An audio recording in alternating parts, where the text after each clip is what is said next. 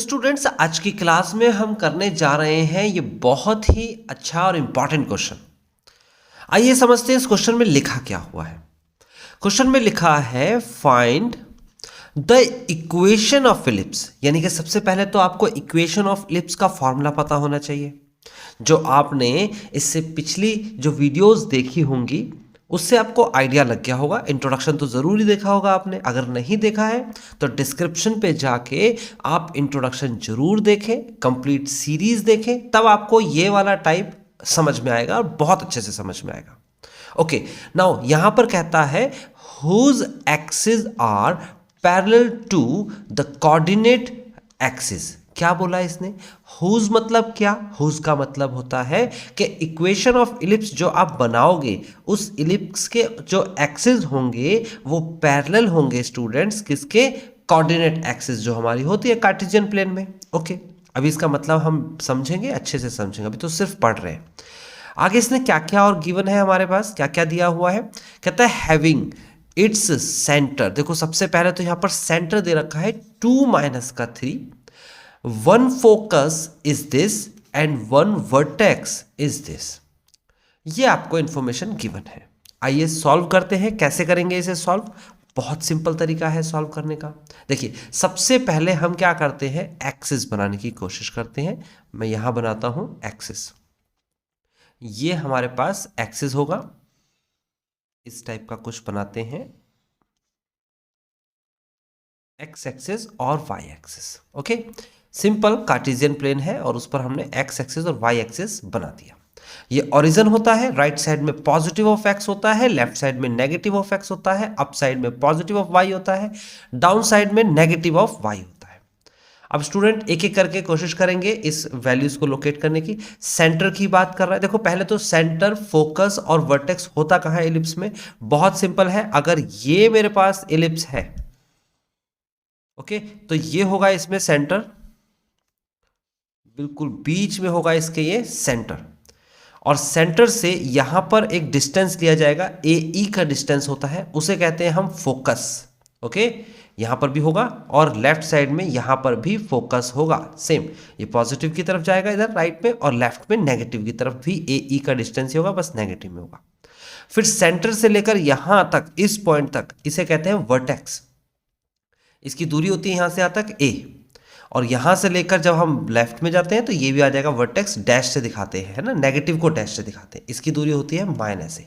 Okay, तो ये equation of ellipse, ये इलिप्स की जो है लोकेशन दे रखी है, ये आपको समझनी होगी। फिलहाल क्या क्या दे रखा है? सेंटर दे रखा है 2 - 3, जरा चेक करें।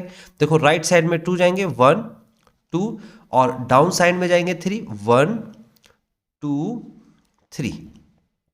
तो ये आपके सामने सेंटर आ गया, आपके सामने है। यहां लिख सकते हैं आप C = 2 और -3। ओके, ना इसको लिखने की जरूरत नहीं होगी क्योंकि अभी जगह नहीं है हमारे पास, हम इसे हटा रहे हैं। दूसरा क्या दे रखा है? फोकस दे रखा है 3 और -3, तो 1 2 तो हो ही गया है, तो 3 भी साथ में ही होगा इसके, और -3 ऑब्वियस सी बात है इसके साथ ही होगा। ओके, 1 2 3। फिर उसके बाद ये फोकस है, ये सेंटर है, ये फोकस है। ओके, नाउ तीसरा क्या दे रखा है आपको? ये वर्टेक्स दे रखा है 4 और -3। देखो यहीं पर ही आगे 4 आ जाएगा, एक्स की वैल्यू 4, और यहां पर आ जाएगा -3। ये वर्टेक्स है। तो एक साइड तो आपके सामने है, दूसरी साइड भी ऐसे ही कुछ बनेगी कि नहीं बनेगी? भाई अगर राइट साइड में ये फोकस है तो लेफ्ट में भी तो फोकस होगा, ये आपका होगा फोकस डैश। ऐसे ही लेफ्ट में ये होगा आपके सामने vertex dash.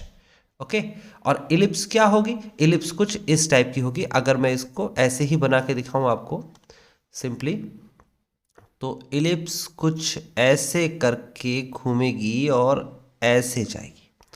Okay, this is an ellipse. Okay, rough है, आप रफ के हिसाब से देखिएगा। ओके, ये इलिप्स है। ओके, तो इस इलिप्स के अंदर आप सबसे पहले एक एक्सिस बनाएंगे। 2 मिनट, ये अच्छी शेप है। हाँ, तो एक्सिस कैसे बनेगा भाई? ये बन गया आपका एक्सिस। देखो ये हो गया आपके सामने एक्सिस, ये हो गया आपके पास एक हॉरिजेंटल, और ये हो गया वर्टिकल। अब जरा सोचिए इसने क्या कहा था, पढ़ते हैं एक बार। कहता है इक्वेशन ऑफ इलिप्स, जो इलिप्स है ना उसके यूज मतलब इलिप्स, उसके जो एक्सिस है, इलिप्स के एक्सिस, देखो इलिप्स के एक्सिस कौन से है भाई, ये वाला एक्सिस और ये वाला एक्सिस इलिप्स का एक्सिस है ना। यस, ये एक्सिस जो है पैरेलल है कोऑर्डिनेट एक्सिस के। कोऑर्डिनेट एक्सिस मतलब देखो ये एक्सिस जो आपके सामने है, ये देखो पैरेलल है इसके कि नहीं है, बिल्कुल पैरेलल दिख रहा है आपको, यस। और ये एक्सिस इसके पैरेलल दिख रहा है, यस। ये देखो ना पैरेलल लाइन, ये दोनों लाइन पैरेलल है, वाई एक्सिस के पैरेलल, ठीक है। तो इसकी बात हमने समझ ली। अब हमें इसकी इक्वेशन निकालनी है। बहुत आसान है स्टूडेंट्स, इक्वेशन निकालना बहुत आसान है। अगर आपको फॉर्मूला पता है तो आराम से निकाल सकते हैं। देखिए फॉर्मूला क्या होता है, इक्वेशन ऑफ इलिप्स का फॉर्मूला होता है हमारे सामने, हम लिखेंगे equation of ellipse. Equation of ellipse का फॉर्मूला होता है x माइनस, ये सेंटर होता है ओरिजिन, यहां पर x माइनस एच का होल स्क्वायर अपॉन में a square plus y minus k का होल स्क्वायर अपॉन में b square is equal to 1। अब आप कहेंगे सर हमने तो इंट्रोडक्शन में ये नहीं पढ़ा था, हमने इंट्रोडक्शन में कुछ और पढ़ा था। क्या पढ़ा था जरा देखें, हमने पढ़ा था कि equation of ellipse is equal to X square upon में A square plus Y square upon में B square is equal to 1। तो सर यहाँ पर एच और के क्या है, तो मैं फिर से रिपीट करता हूँ, जो फॉर्मूला हमने पढ़ा था ये वो इलिप्स होता है जो कि ओरिजिन होता है सेंटर, जिसमें कोऑर्डिनेट एक्सिस पर बना हुआ इलिप्स और जिसका ओरिजिन जो है वही सेंटर होगा। देखो इस तरीके से बनाना सिखाया था मैंने आपको, ओके। ये सेंटर होता है, तो सेंटर होता है तो वो 0 0 होता है। अब 0 0 लिखने की जरूरत नहीं, अगर मैं h की जगह 0 और k की जगह 0 लिख दूं तो यही आंसर आएगा कि नहीं आएगा। एग्जैक्टली आपको ये बात ध्यान रखनी होगी कि अगर सेंटर कोऑर्डिनेट एक्सिस पर बना हुआ है, यानी कि ओरिजिन पर, कोऑर्डिनेट प्लेन पर बना हुआ है और सेंटर ओरिजिन पर है, तब तो यही फॉर्मूला लगेगा। लेकिन यहां तो स्पेसिफिक मेंशन किया ना कि सेंटर 2 और -3, तो ऑब्वियस सी बात है हम उसे 0 0 क्यों लेंगे। ठीक है, तो बात समझ में आ गई। h और k की वैल्यू हमारे पास है, अब हमें सिर्फ और सिर्फ a की और b की वैल्यू चाहिए। अब हमें एक रिलेशनशिप पता होना चाहिए, ये हमें थोड़ी थोड़ी सी बातें पता होनी चाहिए स्टूडेंट, इतनी कठिन चीज भी नहीं है। देखिए यहां पर रिलेशनशिप हमें पता होना चाहिए, लिखेंगे because c square is equal to a square minus b square. ये रूल नहीं पता तो अभी मैंने लिख दिया, याद कर लीजिए। And what is C, C is called A E, C मतलब कि C is equal to A E होता है, यानी कि बेसिकली मैं बोल रहा हूं ए ई का square is equal to a square minus b square. आप ऐसे लिख लो चाहे सी करके लिख लो, ओके। तो अब हम समझते हैं लोकेशन में यहां पर सी क्या है। देखो सबसे पहले तो मैंने कहा सेंटर से लेकर और फोकस तक की दूरी को कहते हैं सी, या फिर ए ई बोल दो, सी बोल दो, या फिर ए ई बोल दो, दोनों में से कुछ भी बोल दो। यानी कि सी जो है वो है डिस्टेंस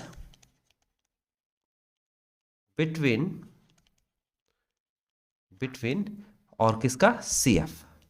अब कई स्टूडेंट कंफ्यूज हो जाते हैं, वो कहते हैं सर सी मतलब सी सेंटर को रिप्रेजेंट कर रहा है, सी इज अ पॉइंट, और सी जो है इसलिए मैंने यहां पर लिखा है क्योंकि ए बी के बाद सी नंबर आता है, ए बी सी, है ना। तो सी मतलब सेंटर नहीं है, सी का मतलब है ए ई, यानी कि distance between c point and f point, okay.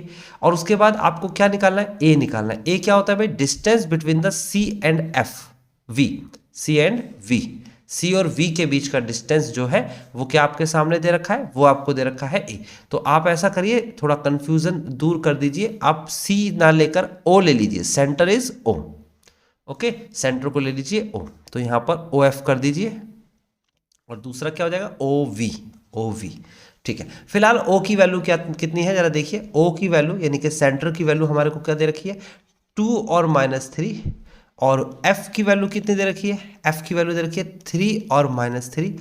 आपको सिंपली इसका डिस्टेंस निकालना है, डिस्टेंस निकलेगा तो c बन जाएगा। तो c is equal to, distance formula याद करिए क्या होता है भाई, रूट ऑफ क्या होगा, ये होता है x1, ये होता है y1, ये होता है x2, ये होता है y2, और आप फॉर्मूला क्या लगाएंगे जरा बताइएगा मुझे।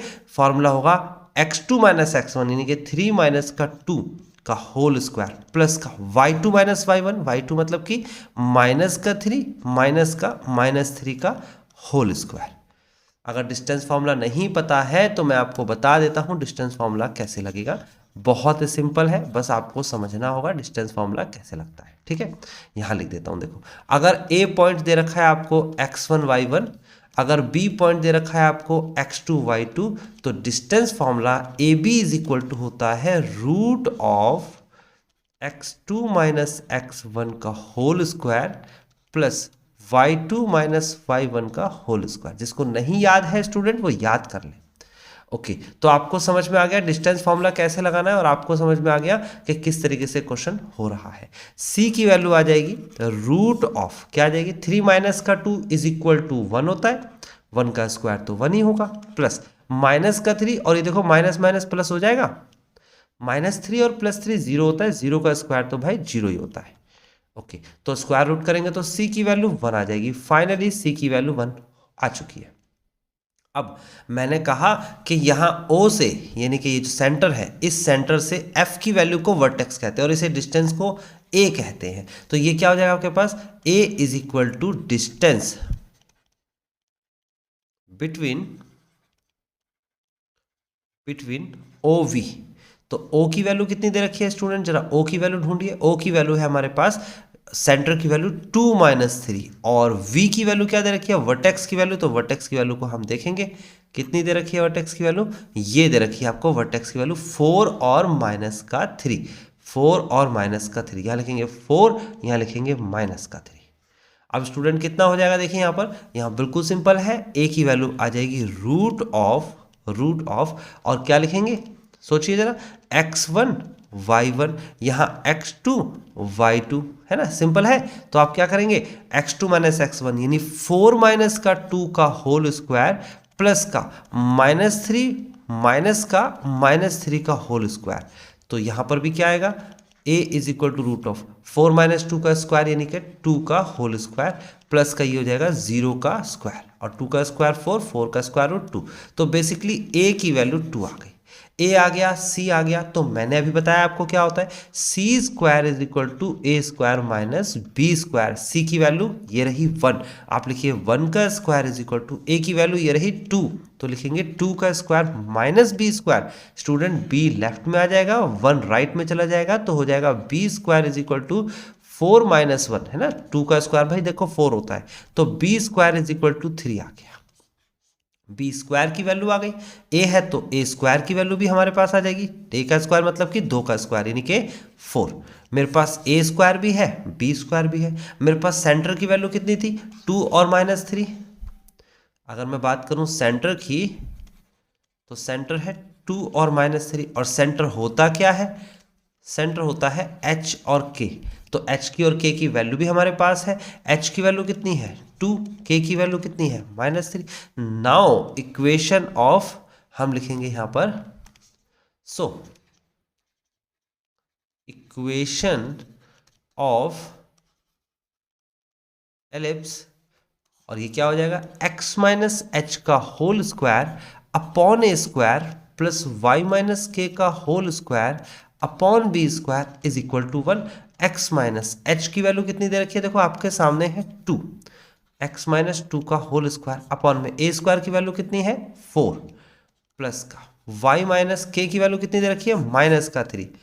तो माइनस और माइनस देखो प्लस हो जाएगा ना, तो मैं डायरेक्ट लिख दूं यहां पर, चलो यहां पर मैं माइनस और माइनस प्लस का 3 लिख देता हूं।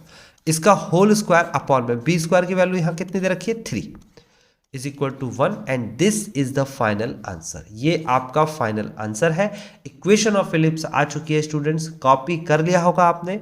आई होप आपको समझ में आ गया होगा। अब मिलते हैं हम नेक्स्ट वीडियो लेक्चर में नेक्स्ट टाइप के साथ।